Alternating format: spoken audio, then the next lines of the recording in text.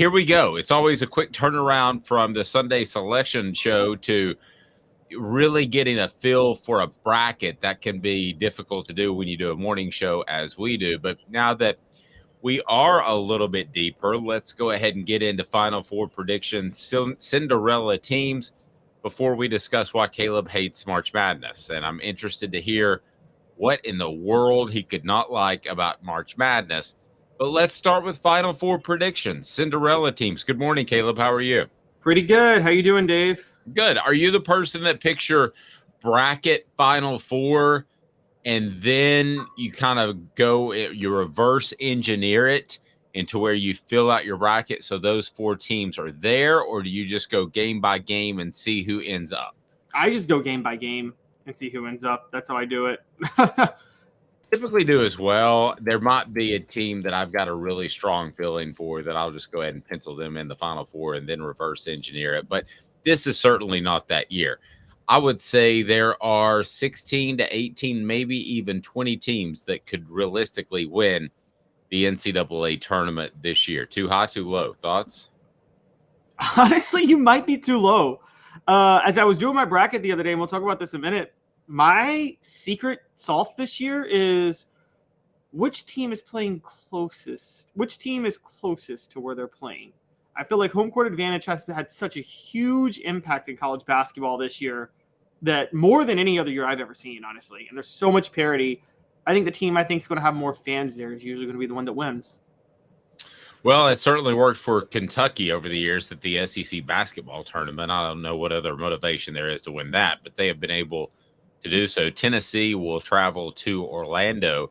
What do you think this travel contingent will look like? Because Tennessee in football is back to where they were, and that is taking tens of thousands of fans to bowl sites, away games. I think of LSU last year. I think of the Orange Bowl. Pretty much anybody that any game that you can point to in this past year or so under Josh Heupel, Tennessee has been there. Oh, I've got to be sure and mention Pitt. I mean, they dominated Pitt. I think there were more Tennessee fans than Pitt fans. What do you think the fans will be like heading to Orlando? And that's a very doable drive from Knoxville, about 9 or 10 hours. Theoretically, it's warmer, but who knows with Florida weather and what it could be doing this time of year. I would love for Tennessee to be in Nashville, Atlanta, Greensboro, someplace within 3 or 4 hours, but you lose that, I believe, as you drop down in the selection committee's mind. So they're Orlando. That's not bad. What do you think will be the turnout there in Orlando? I think it'll be pretty good relative to the rest of the teams. I mean, the only team I could see that would compete with them in terms of turnout would be Duke because they're a blue blood. But as I talked about yesterday, I don't think there are that many Duke fans I don't think there are that many like loyal Duke fans that travel for Duke. Let me just say that. It's a smaller school. It's, half the fans that went to the school only care about basketball when they went there. They got a group. I'm sorry, their fans are annoying. They just want to be part of something special. They don't really care about the team outside of just being a part of a social scene and cheering on something at Cameron Indoor. I think that Tennessee actually has the home court advantage slightly out of this weekend, but because we're going to talk about this later, I don't think it's the type of home court advantage that I'm talking about in other different NCAA tournament locations, if that makes sense. Yeah, and I don't know that there's a huge, monstrous home court advantage really for any program out there other than maybe Kentucky, and kudos to them. I mean, that's a public school with a large number of students, and they really get into basketball. So like Duke, they really get into basketball, but like you mentioned, it's a smaller school. I don't know that any team has a year in and year out home court march advantage like Kentucky, do they?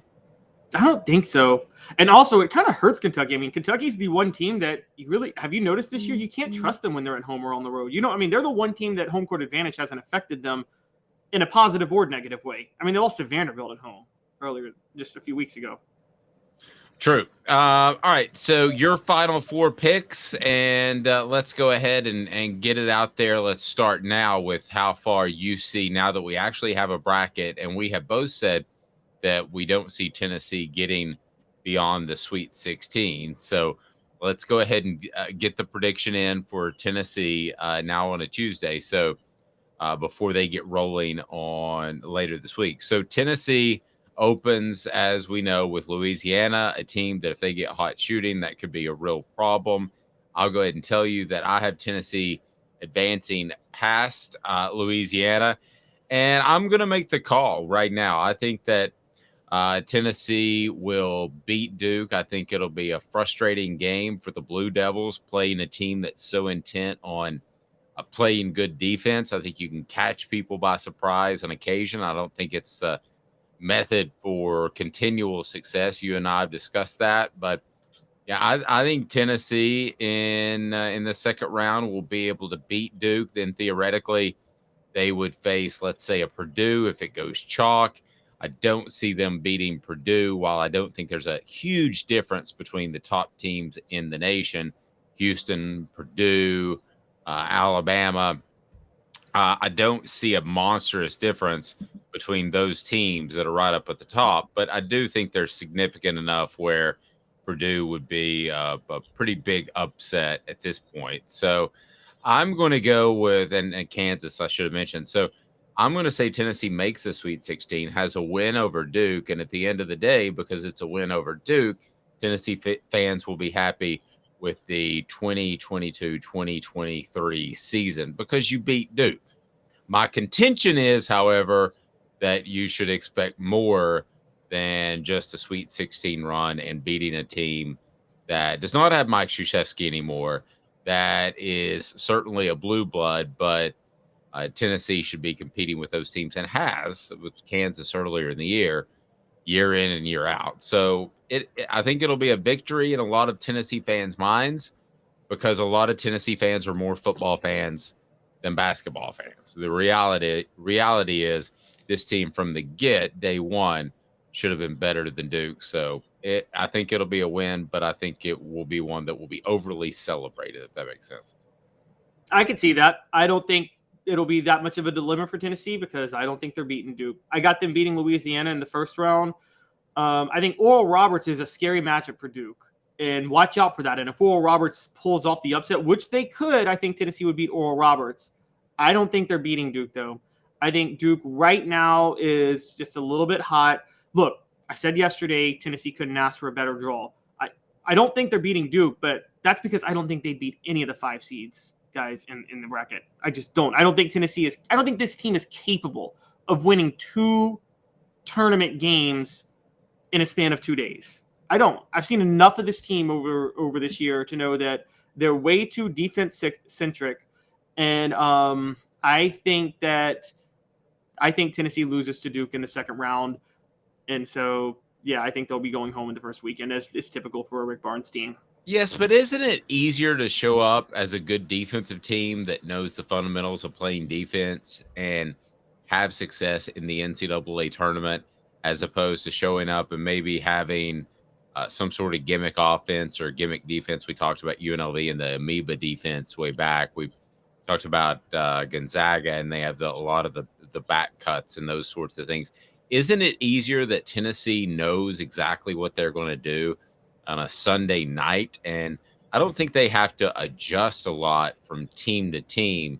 So I actually believe in this particular instance, although I agree with you from the big picture of things, I think in this particular instance, being a defensive team with a 2-day turnaround has a certain advantage for this one particular matchup. Not with the way Tennessee does it, because it's not like they're scheming defensively, if that makes sense. What they're doing is it's more similar to what Jamie Dixon used to do. Honestly, what Matt Painter does at Purdue. It's a grind defensively. It is a exert your energy on defense, even if it sacrifices your offense. I think that would be my point. You're not doing something way different for the opponent. But the problem with that is, by the second night of a game like of a 2-night stand, your offense is going to be so bad. So, I mean, I'm telling you guys right now, if Tennessee makes it to the round of 32, their offense will be historically bad in that game. So they'll just have to hope that their defense forces Duke to be historically bad too. because that's the problem. So much energy is expended on defense. Your offense comes and goes. Well, on the second night of a tournament in 2 days, your offense is going to go.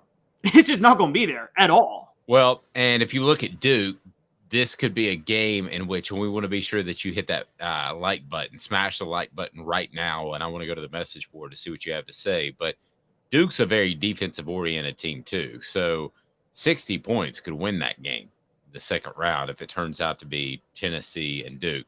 They're also probably going to catch Duke in a little bit of a ruffled feather sort of attitude, because Duke didn't think they should be a 5 seed. They thought they should be higher. That's a big deal to them. So don't be surprised if they come out uber motivated. So go ahead and click the like button. We'll get to some of your thoughts. Good morning, Travis. Potential second round game of the tournament, Houston, Auburn in Birmingham feels screwy. Yep, I agree with that. I'm already on Auburn pulling the upset there. Yeah, I wouldn't be surprised at all. This is a Final Four team, lose in the semifinal. Wow, there we go. Flatlines throwing heat. Travis says defense wins championships, kind of, sort of. No, they don't. Wrong. I don't know if that's the case. Well, in all of sports, I will say that, yes, it wins championships. But in college basketball, I don't know that that's exactly appropriate. We'll see. Duke is going to try to win it with defense too. So we'll see. But again, 62 could win that game if Tennessee and Duke match up.